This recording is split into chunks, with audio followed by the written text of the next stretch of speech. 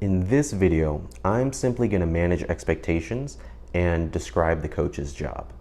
Now, when you do your check-ins, which are recommended every 1 to 2 weeks, sometimes 4 weeks, where you take progress photos, you take your measurements, and you perform an audit of your dietary adherence, your stress levels, how you've been feeling mentally, all that good stuff.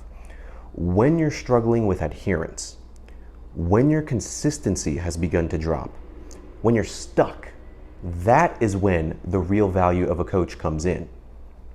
I think there's a misunderstanding sometimes with some clients who perceive the check-ins as an opportunity for themselves to showcase, like, here's the progress that I've made since my last check-in.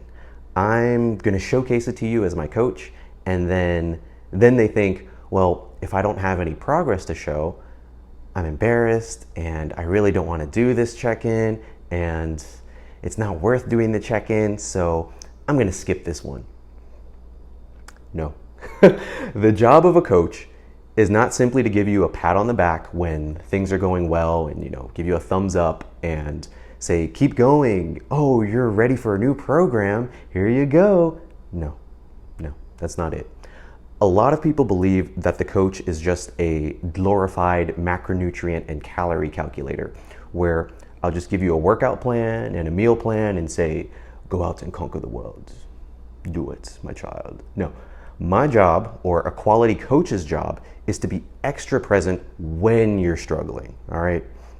When you're not making progress. Like, it's your job and the coach's job to work together to determine what's happening here and what can be done differently to ensure that the progress continues, or if we should just change course altogether.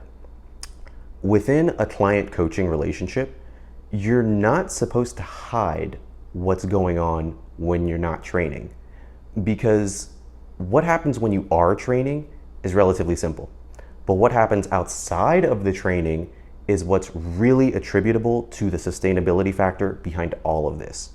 Now, when you don't have a coach, the ultimate outcome goal is still the same. It's still to increase adherence to whatever plan you're following. But when you start struggling, that is not the time to say, I'm just going to double down and go harder. That is the complete opposite of the right direction.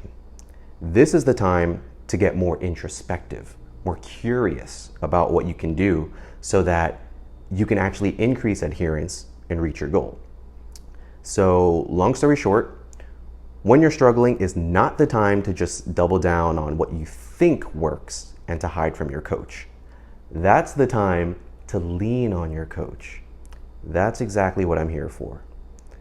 Hopefully that provides some clarity, and I'll see you in the next one.